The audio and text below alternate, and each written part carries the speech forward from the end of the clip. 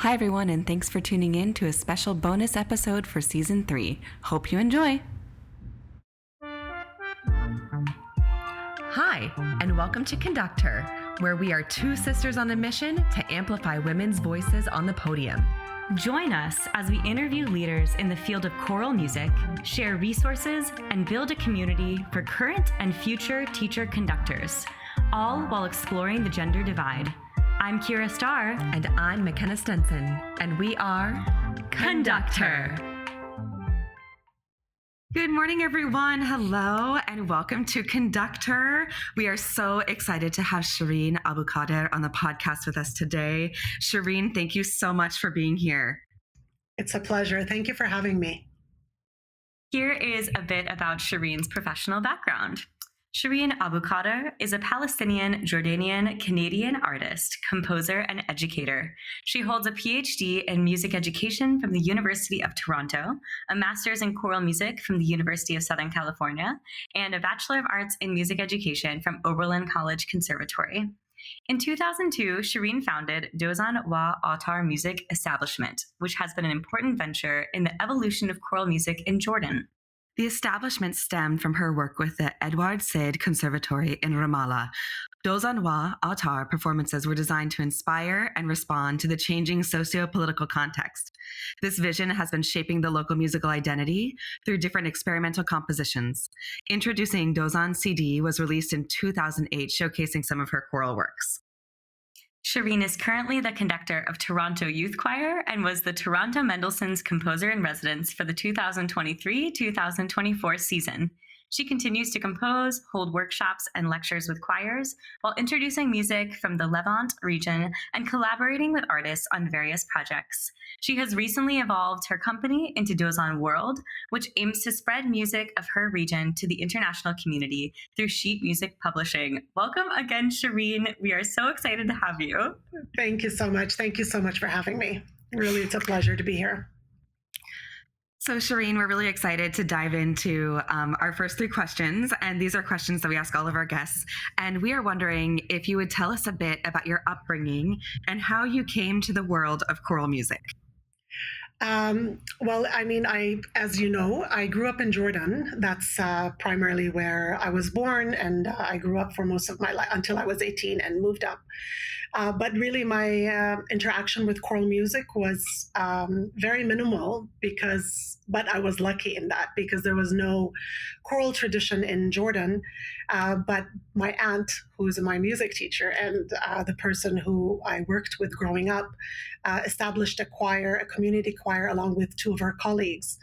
And I attended a Christmas concert. I was probably 13 at the time, or maybe 11, 13, around that time. And I remember, I remember that feeling very well. I remember hearing, voices together, and there was something very magical that happened in that room for me. It spoke to me. I think it was a mixture of the independence of different voices, but at the same time, when they sang together, there was something so unified about them, and there was something so comforting about that, and very expressive and very moving, very healing in so many ways. So that was my first interaction with hearing a choir, actually. And from then on, I joined that choir. I was one of the youngest ones. Yeah, that's where the journey started, really. That's basically where my choral sound first came about. That's incredible. Well, we know the life of having a family member be your music teacher and conductor very well because our mom was our choir director when we were little and taught our church choir and was our elementary school music teacher. So that's so special that you were able to have that connection and experience choral music for the first time at basically middle school age and then dive right in. Can you talk a little bit, Shireen, about deciding then, growing up in Jordan, to move to Ohio and major in music? How did you choose choral music and say, I want this as my career? I think it chose me. I didn't choose it. I think that's what happened. So I grew up doing piano with my aunt and singing in the choir. And then at the time, there was a lot of, instability in the region. be it in Lebanon and in Palestine and all around the region. So it was very common for families who are able to afford sending their kids.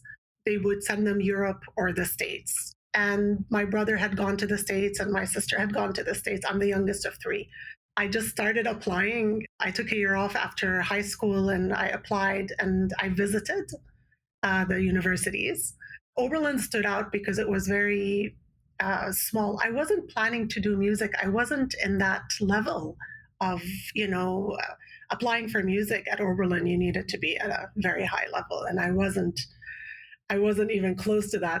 I loved literature and history and stuff. So I thought, let me do a liberal arts degree, and I'll take a couple of music courses, and we'll see how that goes. And Oberlin was very, I don't know, it just spoke to me when I visited.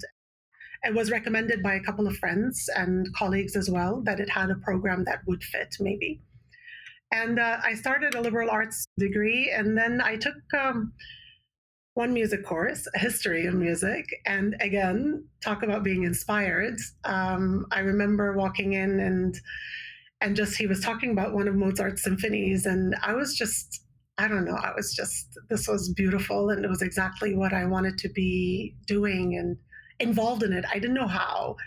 I played the piano, but I wasn't anywhere near the competitive level. And so I just kept, taking classes here and there. And then I realized that the music education program had a space where I would be able to do with the level that I had, do the music education degree. And I'm so glad because this was, again, exactly what I felt I needed to do. I love to teach. I love to be part of somebody's learning experience and their storytelling and inspiration. So that worked out really beautifully. So yeah, and that's how I ended up at Oberlin with a music education degree.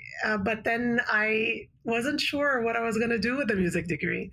I wanted to stay in the States for a little bit longer. I wanted to experience teaching. And I started teaching a little bit, but then I realized halfway through my teaching that I actually, the vocal music was something that just kept coming back. And every time I'd go to Jordan, we'd be concerts. And that was just such an important part of my story, and my life in a way. So I missed it a lot. I missed the vocal sound. And so I said, I need to do more vocal music and I need to go back into that. And so I applied for my master's at the time, and I got into USC, and I was very blessed with that. And that was the best 2 years of my life, really, in terms of studying, because it was exactly doing what I want to do and just immersed in that sound all the time. Oh, that's incredible. We both went to school in Ohio and also majored in music education, though not at Oberlin. So yeah. we feel connected to you, Shireen, in that way. And how fascinating to hear. I think so many people do not realize the preparation and like the unique perspective that sometimes it takes to know you want to major in music prior to getting to high school. And I'm so glad that despite not knowing that when you first entered, that you were able to find your way in and were at a program where you were welcomed and encouraged to pursue that passion. And the world is better because you majored in music education. So we are so glad that you found your way on that journey. It's all about the teachers. It's all about that one person that you walk into a room and they make your heart just move, and I was blessed in that with Catherine Jarchisian at Oberlin and Dr. Herbert Hankey, who I actually visited a few years ago because he was just such an important person of my life. And I just went and just wanted to say thank you. It was one of those, So It's just, it's always that one teacher, right? And so I hope to be that for another student, always. It's just a ripple effect kind of thing. Well, you can hear that in just the way that you speak and the way that you talk about your passion for music and for education. You said something about that you love to be a part of someone's storytelling. And I think that's such a beautiful way to talk about education in in a way that those who are not teachers can understand, because we all have a story to tell. And so that really was moving and is reflected not only in you, but in all the pieces that I've explored so far in Dozon World. So excited to keep diving in. Oh, I'm so glad. You shared a little bit about some of the teachers, your professor from Oberlin, you talked about your aunt. Was there anyone else who's been helpful or influential on your journey that you'd like to take a moment and speak to or talk about? I mean, my aunt was a huge one for sure. Till now, she is, whenever I write a piece of music and I need that affirmation, I'll send it to her and I say, hey, what are you thinking? What do and it's been a very beautifully developed relationship. But I think prior to all of that, it's my parents, my dad and my mom specifically, though they're not musicians.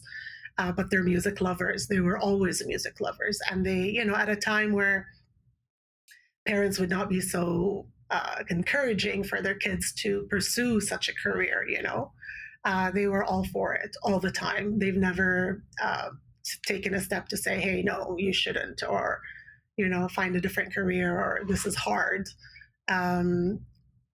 So my dad is an Eastern thinker and listener. So a lot of the music that I listened to growing up from his side of the family was always the Arabic, the very classical, the traditional, the Byzantine, because he's Greek Orthodox, and we had to learn the chanting and all of that.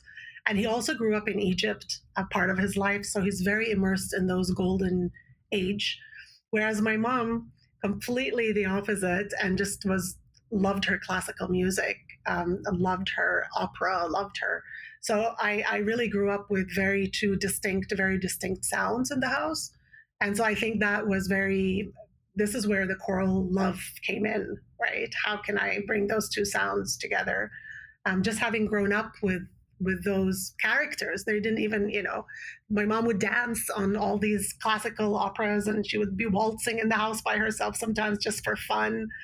And my dad would turn on the Arabic, Kulthum, and would listen to like this ecstasy, music. And it was just really beautiful to be immersed in that and just kind of find your way in it, find kind of who you become as part of that. So they're huge. They're huge impact people in my life for sure. Oh, that's such a beautiful answer. I love hearing about the fusion of the two parents coming together, and you are the product of that. I mean, you now are creating music that is representative of yourself and your being, and sharing messages from different parts of the world. And that is such a beautiful, I'm sure, result of having those two very passionate people who love these two different genres of music coming together. And that's so exciting that you are now able to share that with the rest of the world, and so special that you still connect with your aunt in that way and send her your music. I mean, that is so incredible, and what a wonderful relationship that I'm so glad existed, and that's how you became a musician. So I mean, that's incredible. It's so funny because when I decided to compose more, so now I'm more composing than actually conducting. She had a problem with it. she kept telling me, please go back and conduct. Please conduct. You need to be conducting. You need to be moving. You need to be moving your arms a little bit. And so it was very interesting to have that, to actually, because I honor her. I honor her opinion very much, and I look up to her very much. And it got me thinking, because at one point I said, I don't want to be in front of a choir. I want to write more. I want to be doing more of that. And so it's a constant thought that I have. I mean, it's wonderful to have somebody who is like, are you sure this is what you want to be doing? Like, you are capable of so many things. And what a great reminder that you are gifted in all of these ways, and you can choose. You can say, this is where I am right now. And now, a quick word from our sponsors. Conductor, conductor, conductor, conductor, conductor. This season, we are featuring a fierce lineup of women composers found in the Music Spoke marketplace. At Music Spoke, composers receive the majority of the proceeds from sales, retain control over their own works, and all scores are available immediately as digital downloads. At Music Spoke, they do not simply publish pieces of music. They find composers and give them the tools and freedom to promote themselves.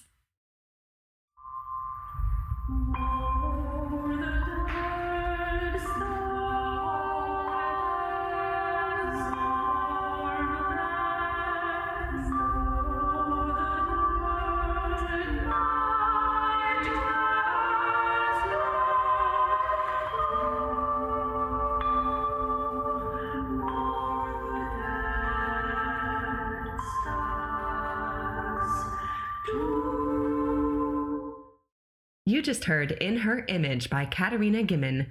Check out her works today on musicspoke.com and conductor.com/sponsors.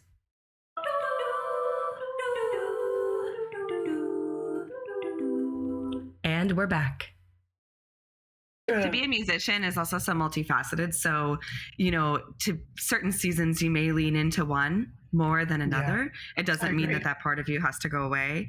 But I definitely remember specific teachers leaning in or saying gently, sometimes less gently, hey, are you sure you want to do vocal performance? Because this teaching thing seems to be coming really naturally to you. And me saying, no. And then later in life, trying to figure out, the merging of those. And I think that also makes us models for students to say, you don't have to be, we can be multidimensional, more than one thing.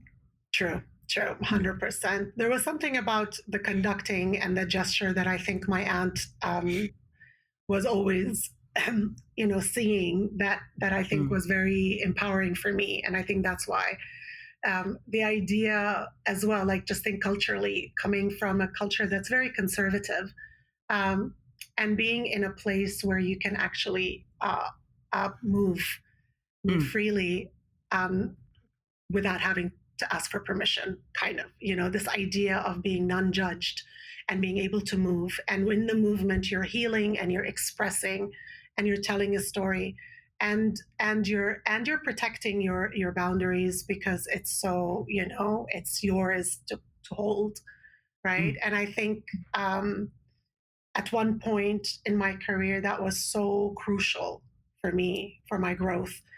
And I think my aunt resonated with that a lot. And so every time she would bring that back up, it would be like, are you sure you don't need that anymore, kind of thing, rather than, it's not about the career, but it's about what that brought to me and how the healing and the expression of it allowed me, because it is a space where you can move freely and express and not be judged. And you don't need the permission for it. On the contrary, you come in a position of knowing, so people kind of trust that you're moving, so nobody can kind of it's a very interesting, it's a very judgmental culture that we grew up with, and to be able to move in the way that we did, and to move elegantly and beautifully and feel very accepted that way, I think is a very big one for both of us, me and my aunt as well. So that's where it came from. That was so powerful, Shireen, and I don't know if there's anything that we can say except to dive in. You sort of segued into some of our questions really beautifully, so we're gonna ask you some. Go for it. All right, so you've stepped right into this question just so naturally now in talking about your aunt and her concerns for you in terms of, like, is this what you want to be doing? Are you sure? Is this something that you're not wanting to lean into for a specific reason, or is it something that because you feel free already? And I think that's such an interesting concept. And one question that we wanted to ask you that's related exactly to that is, could you talk a little bit about your time teaching in Palestine and the Middle East, and how that has informed you as a musician? And that can be as a composer, as a teacher, in all the ways. That's a very big question for me, but it's a very important one. And because I think so let me tell you a little, I'll go back a little bit and tell you a little story. So when I first graduated from my PhD, I just did, my master's, I came back to Jordan, and I got this opportunity because as a Palestinian, and I don't know how much you know about the Palestinian resistance and struggles and freedom, But I grew up in a very imagined Palestine. We are Palestinians. We are not Jordanians, which is why I always identify as a Palestinian and a Jordanian. But Palestinian because of that imagined world that, my dad left. He was 9 years old um, at the 1948 war. And so we grew up in a household where, they left for a few days thinking they left everything. And they said, okay, this is a five day, 6 day, we'll wait until things calm down and then we'll come back. So they left everything, their businesses, their stuff, and my grandfather and everybody. And now it's 75 years later, right? And so it was a continuous dream of what it was. And we could never enter as Palestinians. I could never go back. I didn't have the right papers. Even as a Jordanian, I needed to get a visa. I couldn't get a visa. It was really difficult. But I would imagine, and he would tell us about his house and how when his dad has just built it, and he was 9, and he had his room, and he was so excited, and then they had to leave. And so when I came back from USC, there was a kind of a 2-year period, 3-year period of peace, actually 4-year period of peace. They had done a settlement between the Israelis and the Palestinians. And the UN created this program called Tokton, and I can't remember what it stood for, but it basically was for any Palestinian that had any profession outside of Palestine would be able to come in and teach.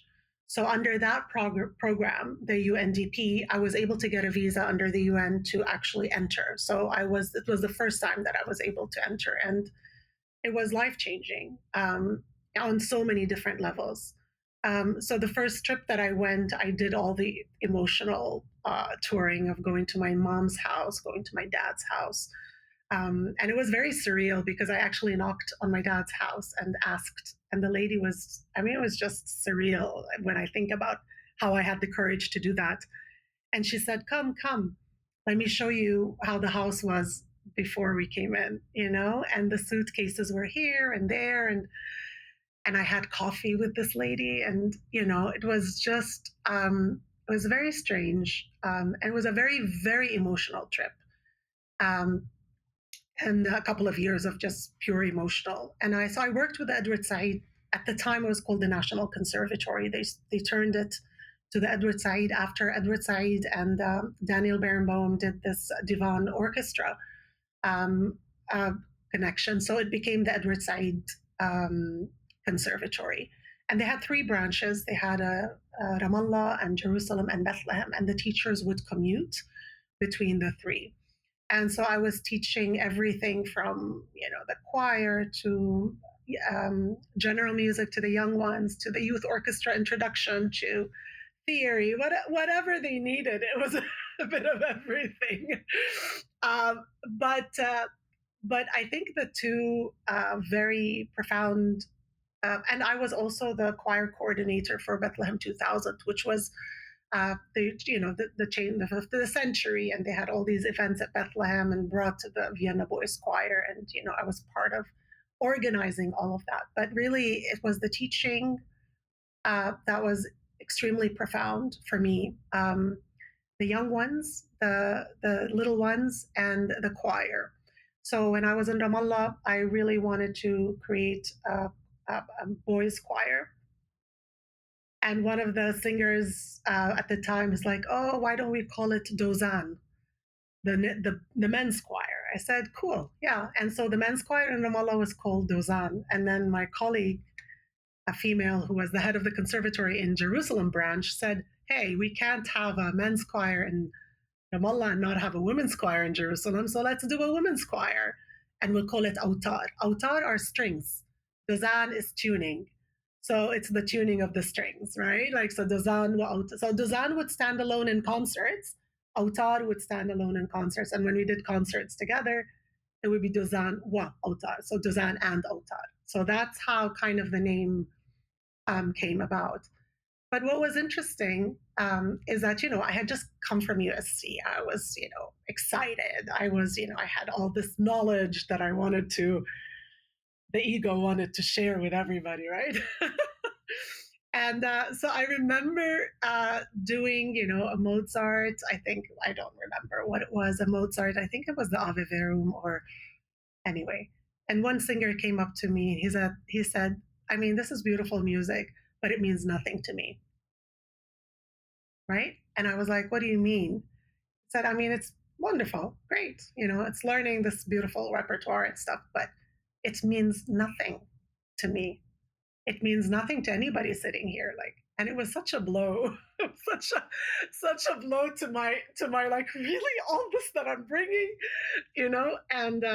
and so I had to have a serious conversation with the singers and sit down, and they were like, Shireen, we live in a political situation 24/7. There's a lot of stories that we need to be telling, and you know, um, can we use the music in a way that can actually have more meaning to us?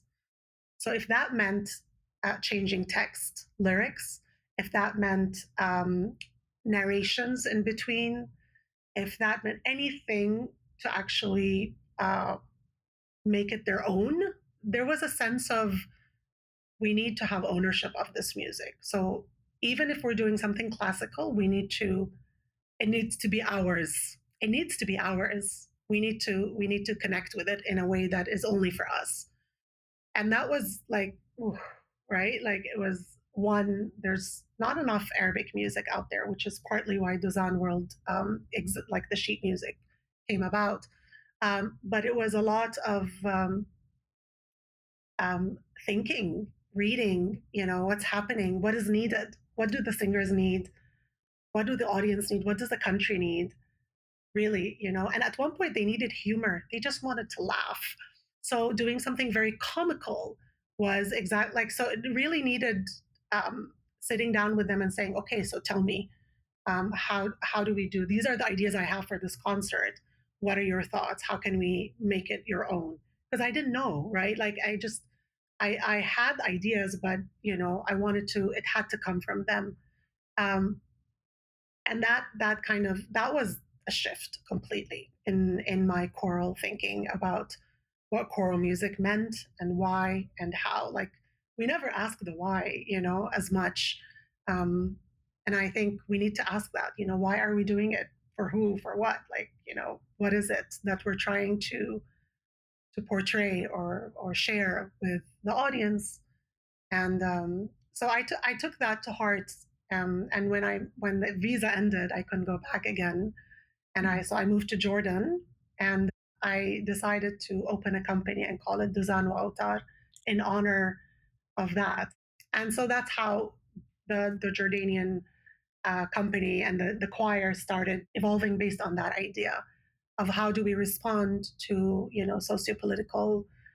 So when, for example, we did many projects, but for example, one of the most powerful ones that we did is when ISIS, entered the region, and it was just killing a lot of the Christians and the churches, demolishing thousands of years of churches and these old languages.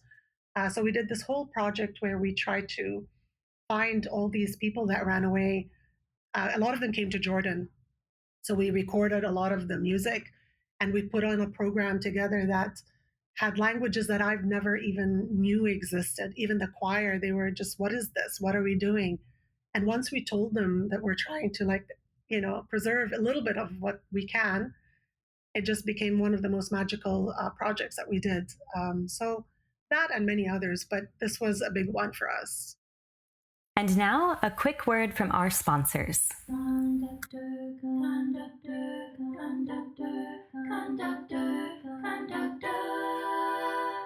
Hello, everyone. Jocelyn Hagan here.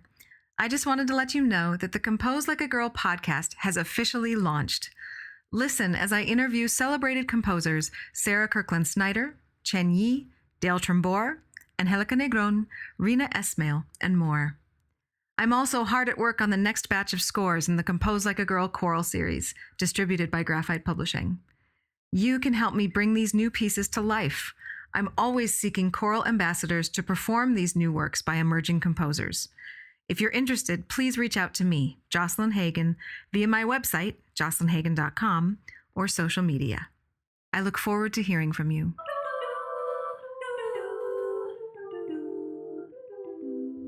And we're back. Shireen, that was so informative, and so we're so grateful to you for sharing about your background and your journey and providing insights into a space that you were talking about, even as someone who had a deep family connection to Palestine. You were not able to access for so many years of your life, and so to share your journey into Palestine and talking about going to your family's house. We're just grateful for your vulnerability, and we have learned so much already. And I'm trying not to cry this morning, but it's probably going to happen because just imagining you going through this experience, and then also partnered with not just you as a person, but you as a woman. And you mentioned a couple times, there was another female leader. And we're curious if you could speak a little bit about maybe what it was like to be a woman in this space, returning from USC, just having gotten your master's and having this knowledge, having this maybe a affirmation of leadership. I'm not sure if that was your experience, but coming back to the Middle East, and if you felt any pulls or struggles there. I did not when I was in Ramallah and Jerusalem and Palestine. It was, I think, there weren't many people like me. And because of the situation, people were like hungry to learn, hungry to like, so it was, I felt the most valuable, until now, I think the most valuable teaching I have done was during those years because of the hunger of the students, right? They really wanted to, there was something more important we needed to learn, we needed to know. We can't afford not to learn, you know, there's a lot of that happens. Like the Palestinians hold education, it's their weapon, right? It's our weapon of resistance. We have to learn, we have to grow, we have to understand. But when I went to Jordan, it was a bit difficult. There were a few incidents that happened that, they were not very pleasant. But definitely, and I was naive to it in a way because I was still young and I was still growing, and I don't know, I didn't think about it as much. We were doing, I'll tell you one story. That's the story. So we got a fund to do a night at the opera project. And it was a beautiful event because it was going to take place in one of the historical places in Jordan. So it was just a very romantic, beautiful setup. And we had invited a soprano and a baritone, and the choir was there, and the national orchestra of the conservatory orchestra that I was. And there's no protocol about if you do a project, you get to do it all. You don't need to like do the choir and then the orchestra person comes in. It's completely different that way. So I was kind of doing everything, right? So I was working with the choir, and then I would work with the orchestra, and then they would come together. So I started working with the orchestra. And granted, I'm still also young and learning myself. And they weren't getting it. Like it was really hard. The music, I guess, was harder than I had thought or I planned. And so they really struggled in learning. So I had to make very quick decisions about, how do we solve this? And so one colleague of mine in the States, and one of my advisors, I said, hey, I don't know what to do with this. And he said, why don't you create CDs and have them hear them, give them a chance to hear how the music is, right? So here I was at the library of, like doing CDs in the middle of the night, trying to get this thing done. And so we go to the rehearsal, and I have these CDs on their stands, and we finish the rehearsal, and I say to them, I understand that you're all wonderful musicians, but because of the lack of time, I would really appreciate it if you would take the time, in the car, wherever, you just have that CD and just get a sense of what this music would hear. And then the violist stood up and and took the CD, and he said something that I can't even remember now, but it was just, I couldn't believe it at the time. If you think for a second that I'm going to stoop that low and accept something like that from a woman, you're so mistaken. And he threw the CD on the floor. And of course, that gave permission to every single person in the orchestra to do the same. So everybody did that. And I remember saying, okay, it was at the end of the rehearsal, but so everybody left. But I walked into the washroom. I sat on the floor and I just bawled. I was like, I can't do this. There's no way I can't do it. Like, this is impossible, And it was very disheartening and I knew it was a woman thing. It had nothing to do. I mean, they wouldn't have done that if it was a male conductor. And so I actually went to the head of the conservatory after I calmed down. I went to the head of the conservatory and I said, look, this is the deal. So I don't know what to do. So he had to be like the dictator, right? He went there and he went to the rehearsal and he just gave them a piece of his mind and was very mean and was very, firm, and said, you all will listen to this and I'm going to sit here while you all listen to it. Like, it was a bit of that for them to get to a little bit to kind of, yeah. It passed. I did the concert. I wouldn't do it again. Because I mean, a big part of what we do what we do is to serve the music and to serve the arts, right? And when there's so much power outside of that pulls you, then it doesn't become about the art and the music, right? It becomes about everything else. And so I learned very quickly that I need to surround myself with people, like-minded people that are willing to try and learn that way. It's much harder to work with a culture that's very male dominated. I mean, I can't even open an account for my daughters in Jordan because I'm a woman, right? Even if I'm the mother, I can't do that. So having said that, all of that, there's a lot of love for the mothers, and there's a lot of um, it's a little bit interesting. If the woman is in the place where the mother, the caretaker, there's a lot of honor in that. There's a lot of honor in that. And I've seen men kiss their mother's feet. Like, that's how honorable it is. But when I think it gets to a place of power struggles and the workforce, it's a completely different story. But yeah, that was that was a very telling story for me. I still do projects, and I'm very mindful, and I've grown from it, so I know how to handle it a little bit better. At the time, I went in thinking, this is collaboration. We work together, like, this is the way I was thinking. It doesn't work. I mean, I think for change to happen, you can't be in a cage and then open it and fly, because you don't know where to go, right? It's just all the way, right? So I think you kind of have to hold the bird, put it in a bigger cage, and say, okay, now try to fly a little bit freer, and then maybe leave it in the house for a bit, still understanding that. And I think it's the same for the idea of collaborations with people that are not used to it. They come from a very dictatorship kind of a mindset. You can't go and say, hey, let's collaborate. They'll take advantage. They'll think that, oh, wow, I have the freedom. I can do anything I want. So I think you need to be very mindful when you're trying to deal with that kind of mindset, for sure. Wow. Thank you so much for sharing all of that, Shireen. I mean,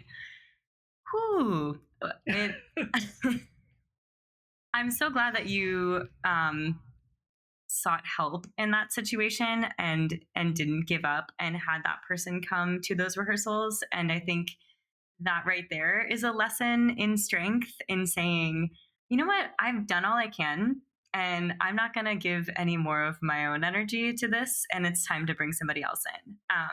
And it's a shame that happened to you, and I'm it makes me reflect on other people's orchestral experiences and my own orchestral experiences. And I'm sure that was heightened even more in such a male dominated space. But I do think that that is a common experience when particularly women get in front of an orchestra. And I think there's still to this day, and I've seen it literally in the last few months of just, I'm just going to sit here and I'm gonna judge everything that you're saying. And if there is an opportunity to question your authority, I'm going to do it. And I think that that's something that isn't talked about enough. And even though this probably happened a number of years ago, I think that it is still a reality for a lot of people. And it's just a shame. And I guess it is a testament to the fact that choral music has come a long way in terms of that. I mean, I very rarely have felt that with a group of singers. But that's just fascinating to think about. I'm going to reflect on that CD story for a long time to come. We're gonna shift directions ever so slightly and ask you about your return to academia, and we would love to know what inspired you to go back to get a PhD at the University of Toronto, and what has it been like to now return to the same institution as a faculty member? Thank you. I wasn't planning to do my PhD when we moved. It's been now 11 years almost. Yeah, 11 years this August since we moved to Toronto. And so when we first moved, I actually was so exhausted from the music scene that I thought, you know what, I just need a break. I don't want to do anything. And then I thought, it's been 20 years. I graduated in '97. I'm like, I mean, maybe it's. Let me see if I can. Like, if I'm at that level, right? I didn't know, right? I mean, it's been so long since I've been to school, and it was so funny because the last time I was in school, the computer system was like, you never register. It was all done, and so when I entered, I'm like, what do you mean I have to do this? what do you mean I have to submit all of it? Was just such a huge learning curve. So I wanted to see if I can get in, and I wanted to do choral music. I went to the choral department, but I did want to have the flexibility of trying to do more Arabic stuff. I wanted to do Middle Eastern studies on the side, being able to incorporate that and see if I can bring in that. The choral department at the time, the head of the department said, Shireen, like, this is probably won't work because we're so rigid in our program, right? It's set. There's no room. It's not very flexible, but the music education program is very flexible. Why don't you try out for that? So I went just down the hall and I said, this is the case. I'm interested in, this. And I applied and I got in and I was like, oh my goodness, so what now? Let me try a semester. Of course, I tried a semester and then the semester became a year and then two. But I have to say, it was so hard. It was so difficult. It was, and every semester I thought, I'm done. I can't do this anymore because it was relearning and I hadn't read and like this academic stuff in so long and it's been 20 years. And I mean, I was reading a lot of Arabic stuff, but not English. And so my language, and so I decided, okay, like just stick through it until you have to start writing your dissertation. And the minute I started writing my dissertation, it was a game changer. It was worth it. It was worth all the pain and agony of it because I was very lucky with Dr. Lori Doloff at the music education department, who was very keen on narrative. So I did a narrative autoethnography narrative. So I got to share 3 stories about music making, and it was so healing and so important. And so I shared 3 stories. I don't know if you got a chance to read the dissertation or read part of it, but it was 3 stories. One was in Jordan, and one was when we went to Sochi for the World Choir Games, and then one was in Toronto. And all of them talked about music making and the interaction of politics with music, because in all situations, there were some political situations that happened, and how to navigate and how to work through those. And now, a quick word from our sponsors. Conductor, conductor, conductor, conductor, conductor. Hey everyone, Gloria here from Call Time Clothing, back again to remind you to check out our newest special edition items from our collaboration with Conductor. Grab a super soft tee for yourself, a family member, teacher, or maybe all of the above. We've truly got something for everyone. Head over to Call Time Clothing today.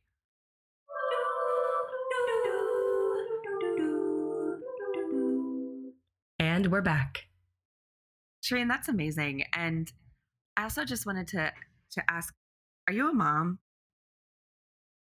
Yes, I'm a mom of two. That's what I thought. Yeah. I thought there was at least one, but I didn't know how many. And to be, Kira and I, our mom went back to school when I went to university.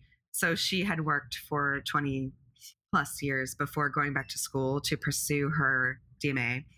And watching our mom go back to school was a game changer for me, because I had not really seen in my journey as, an 18-year-old who knows nothing at that point, but I hadn't seen a lot of women going back to school to pursue this terminal degree. And I remember I would be up writing a paper and we would be texting, and she would be up writing a paper and we'd say, you got to go to bed. Like, it's time to cut it out. Like, you got to go to sleep. And then 10 minutes later, we'd both be like, we're still going. We're still working on our papers. But on so many levels, I know you're inspiring people, but I also just wanted to say, as two daughters of a person that went back to school after living so much life and making so much impact, that is so powerful to hear. And for anybody that has wondered about that journey, just apply. Because if you don't apply, you don't know. So that was really, really, really I'm beautiful. I'm so glad you said that, because I often wonder, having been gone for hours or not being able to go with them for a weekend somewhere because I had to do a paper or study. And I'm so glad to hear that, actually. So thank you. You're welcome. It's so worth it, though. I mean, they're seeing you invest in yourself. And that is one of the best lessons that you can teach them, is just simply that you are worth it, that you are worth the time. And seeing you do something that is so difficult and struggle with that and say, this is not what I was hoping for at all times. This is more difficult than I was anticipating. Like, there is such strength in that. And for your daughters to see you complete that journey and to hear you say that the dissertation was the best part. Who says that? Everybody says the opposite. I mean, like, that's incredible. And shows that you were so passionate about this, that the end goal was worth all of the strife and the struggle in between. So yeah, just continued affirmation for you, and that just by doing that, you are making a difference. And you've shown them that there are no limits in this world. They can do whatever they want, which is incredible. Thank you. So getting into our last couple of questions, I wanted to read a passage that you have on the Dozen World Publishing site and in a couple other places that, as someone who has been seeking music from the Middle East, I teach both students who have a connection to Palestine and have a connection to Israel. I think we're all in a really intense political climate. I can only imagine what it's like to be in the Middle East right now. But serving students and trying to provide as much diversity, representation, access as possible. And so you have on your site, through Dozan World, Shireen is overcoming geographic barriers to encourage all people to discover the musical richness of the Levant, celebrate the stories in the songs, and join the movement in each melody. And I wondered if you would be willing to speak to how you hope the Dozan resource will impact the global community to start. And so that's where we'd like to begin, if you're comfortable with that. Yeah, I mean, I've always wanted to share the music of our part of the world, right from, 10, 15 years ago. It wasn't something, it's always been there. It always bothered me that I would walk into all these, because I went to the States, and I would walk into many bookshops and music bookshops. And I was always very distraught not to find anything from the Middle East, right? Very rarely would you find, you'll find a piece here, a piece there, but there wasn't anything uh, um, a lot, right? Whereas you would find a lot of Israeli, or you would find a lot of stuff from maybe a little bit North Africa, a lot from the East, East Asia, but nothing from, the cradle of civilization. I mean, that part of the world is the cradle of civilization. And so it was very important to start that journey. And when I was in Jordan, it was very difficult because I was kind of doing a bit of everything. There was no space to look at music, get the copyrights, and do all of that. But it really started very organically because when I moved to Toronto, um, I was asked to share a piece of mine, and I thought, okay, let's do that. And so I worked it, and the IPA was a whole new thing too, right? There's no IPA for Arabic. And so we had to I spent actually 3 years with linguists and IPA. And I have a colleague in mine in New York. He's a choral director, American, but speaks Arabic. So it was very interesting to work IPA with him because I would speak in my Arabic tone, but he would hear it in his Western, So we had to design an IPA system that would be hopefully easier for people to kind of acquire. Um, so the idea is just to try to bring this music as openly and transparently as possible.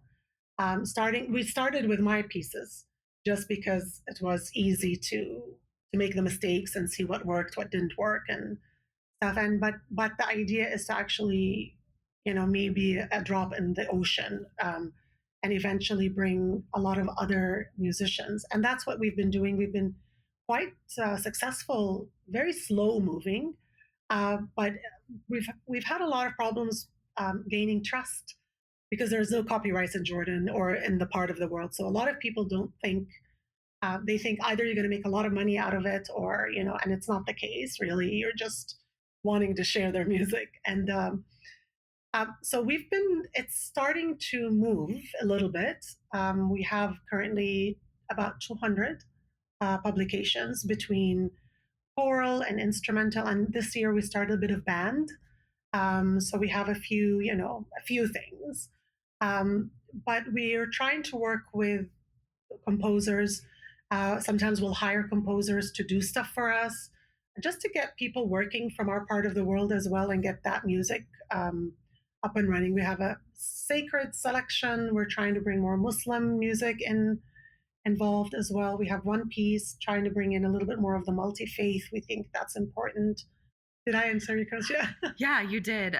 I think it's a resource that I discovered a couple years ago, maybe 2 now, and every time I have the opportunity to talk to students about music and where to find it, I think in the United States there's such a tendency to gravitate towards J.W. Pepper. It is easy, it's printable, it's but trying to encourage students to look beyond, to look at Dozon World, to look at Music Spoke, to look at Music C, to look at independent publishers where you can really gain so much more. And I know from just us reaching out to you, the possibility of connecting with the composer or the opportunity 100. To really organically introduce music to your students in a way that I never could on my own. And the creation of the IPA and the partnership of all the resources that you've developed is literally changing the choral landscape. So just so you know, you have created opportunity, I think, to really make a greater impact. And that's been really meaningful as an educator.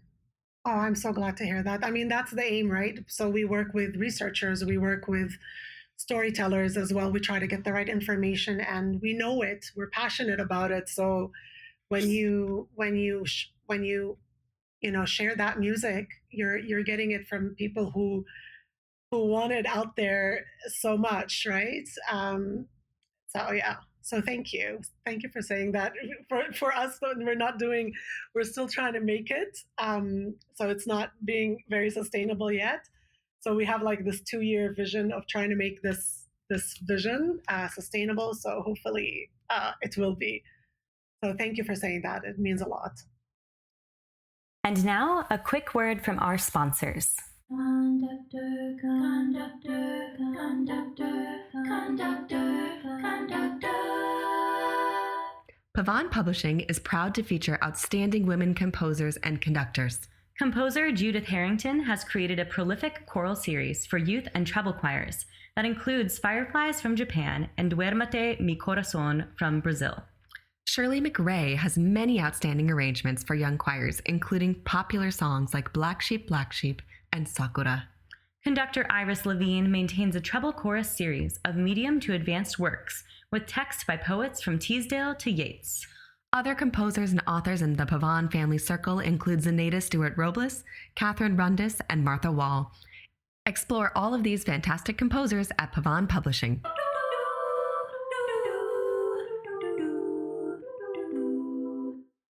And we're back.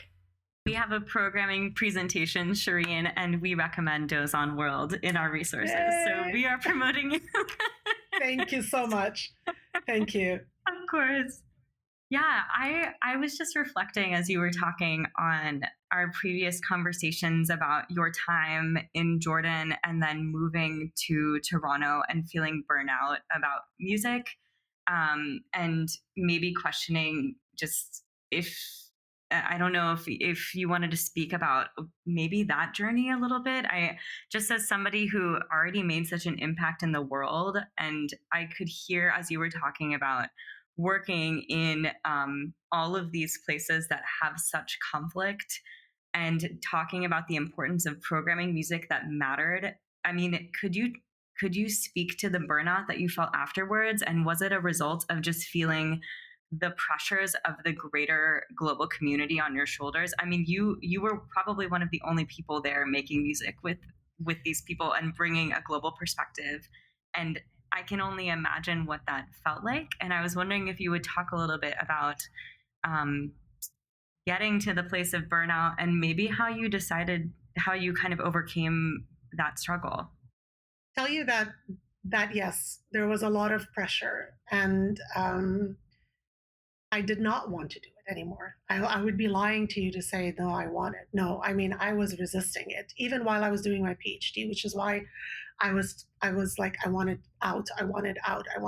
Not until I started writing, and I'll tell you in a sec. But I think the idea of why are we doing this? Like, really, why? Who? Why do we do this? Like, if you look at what's happening in the world, and I always, I mean, this is a big one for me. You think, you act locally, but you have to think globally.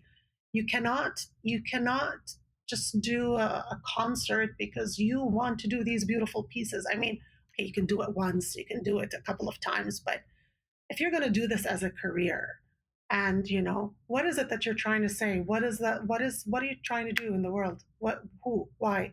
And what does it matter? What does it matter if you sing? It's not going to save hunger. It's not going to save this. It's not going to do any of it. Like, why? Why would you want to do it? And I think I stayed with that why for a very long time, and I couldn't find an answer for a very long time. But I think when I started writing my dissertation,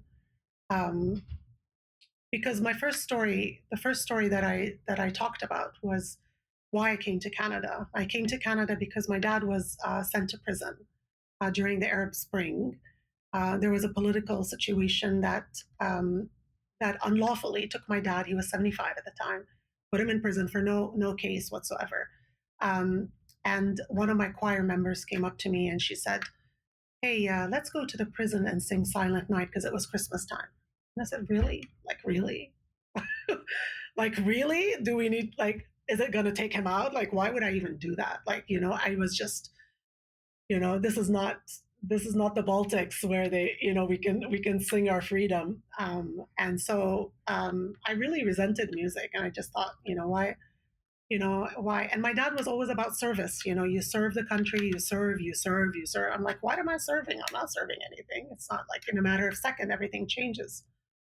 Um, and then the second story was in Sochi, and the third story was in Toronto about one of my pieces not being wanting to be sung because they thought it was too political. Because there was a very strong Zionist in that organization that decided this is too Palestinian and we are not going to. So I thought, wait, I felt that in Jordan. Now you're telling me that I'm in Canada and I'm going to feel it here. So the reality was, it's not any different anywhere. It's all kind of the same under different systems, but it's all kind of the human nature is the same no matter where you go. And you're always going to feel those. But I think what turned around for me is um, I think being very intentional about making music, and it's in the empathy and the compassion that we can create in music making that can make shifts.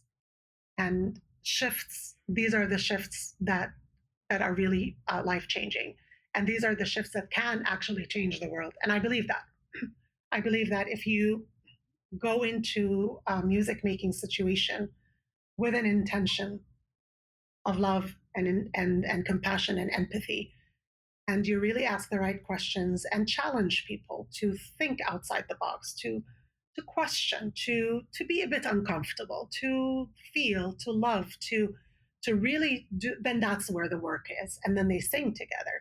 That's where the shift happens, and that's where the changes happen.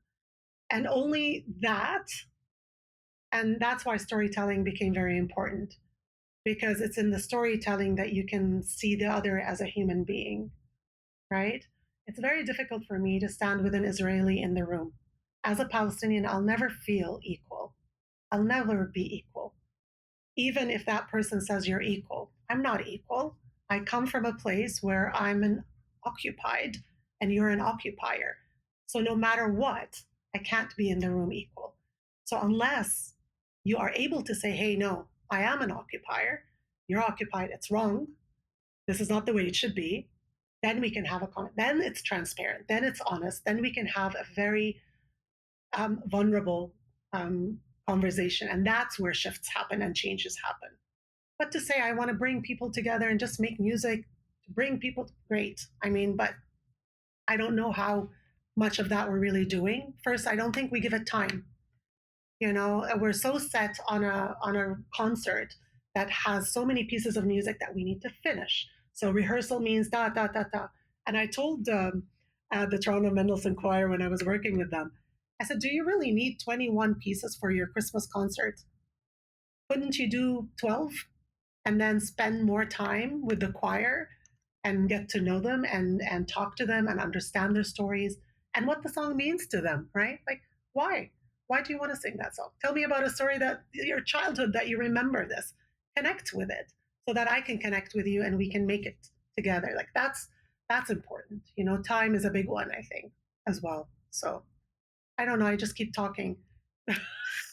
That was really very powerful, Shireen. And there are a couple quotes I know that will stick with Kira and I, and for our listeners that we'll put out. But one was, "You act locally, but you have to think globally." And I think that's such an important reminder as we move through the world in our Curl community.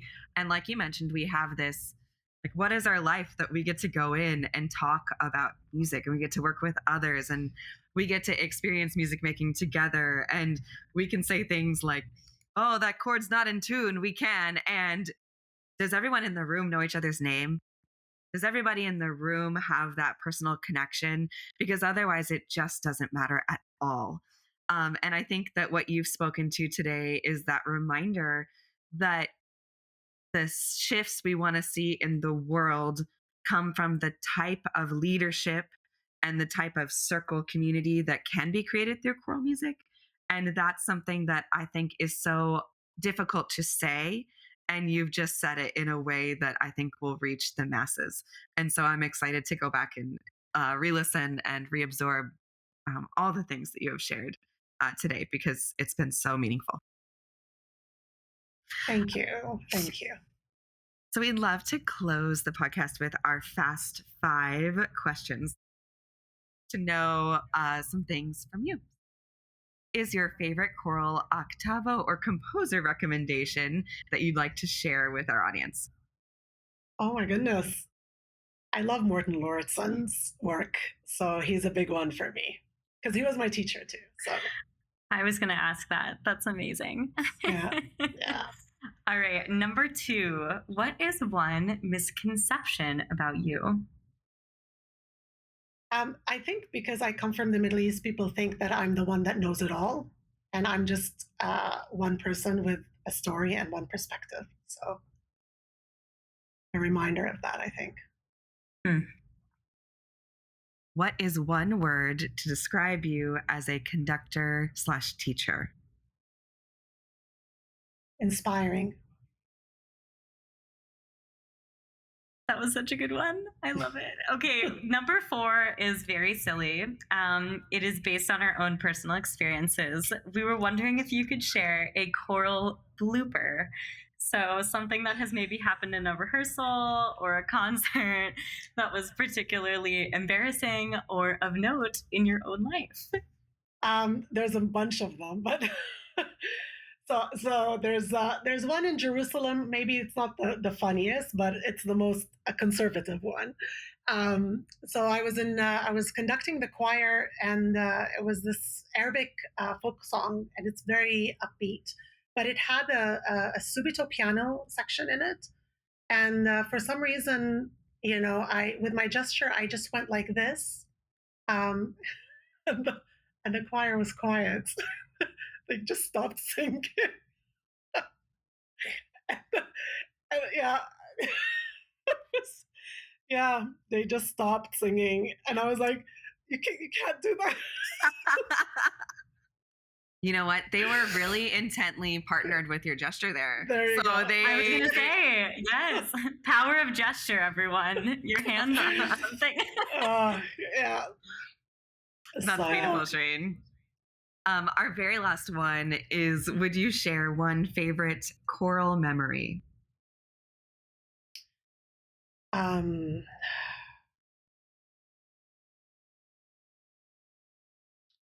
I think the concerts in Sochi. I had talked a little bit about this project that we did, and we were singing as part of the category called. It was not a sacred category. It was called something faith category or something. So we did a Syriac hymn, Lords of the Prayer, and then we did an Ashorian, which is an Iraqi Ave Maria, and then we did I can't remember another piece, and then there was a Sufi piece where we had a repetitive Allah, Allah with rhythm, and we had one Muslim chant a Quran from the Virgin Mary, and another Christian chant something from the Virgin Mary as well, because they both believe in the Virgin Mary.